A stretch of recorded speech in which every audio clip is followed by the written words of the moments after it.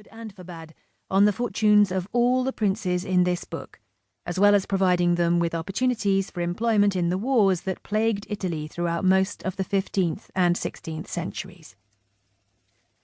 As heirs to the mighty empire of ancient Rome, the Italians were immensely proud of their past.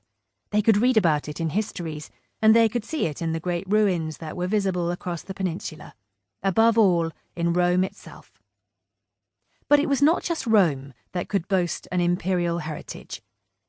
Mantua was the birthplace of the poet Virgil, while Catullus and Pliny the Elder both came from Verona, as did Vitruvius, whose treatise on architecture was to have such a profound impact on the visual appearance of the cities of the Renaissance princes. Padua, which had been home to the historian Livy, claimed that it had been founded by Antenor after the Trojan Wars. Julius Caesar crossed the Rubicon, which still flows into the Adriatic just north of Rimini, a port which boasted an Arch of Augustus and an ancient Roman bridge. The Bay of Naples had once been the playground of rich patricians and powerful emperors, while Milan was the city where Emperor Constantine signed the edict that established Christianity as an official religion in his empire. Italy may have been a geographical unit, but it was not a political one. While its citizens shared memories of a golden age gone by, they did not dream of that past being reborn into a glorious future of a united Italy.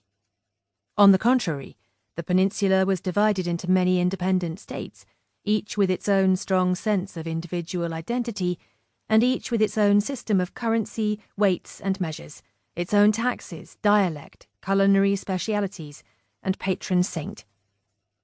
In the aftermath of the collapse of the Roman Empire, Italy had been invaded by many armies, the Lombards, the Byzantines, Charlemagne, and the Franks, and so on.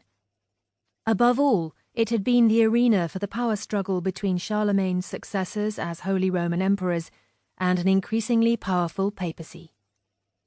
The small states of northern Italy emerged during the 12th century, when Pope and Emperor agreed their independence in the Peace of Constance, 1183, while Rome acquired its own area of secular authority in the old Byzantine lands of central Italy, the so-called Papal States, and south of Rome, where the Holy Roman Emperors held sway, became the Kingdom of Naples. One of the results of this carving up of the old empire was to have a significant impact on the politics of Renaissance Italy. Milan, Mantua, Modena, and Reggio were all imperial fiefs, owing their allegiance to the emperor north of the Alps. By contrast, Ferrara, Rimini, Urbino, Pesaro, and Naples were all papal fiefs, technically part of the Papal States. Initially, these independent city-states set up communal governments, but during the 13th and 14th centuries, they were taken over, one by powerful families who installed themselves as dynastic rulers.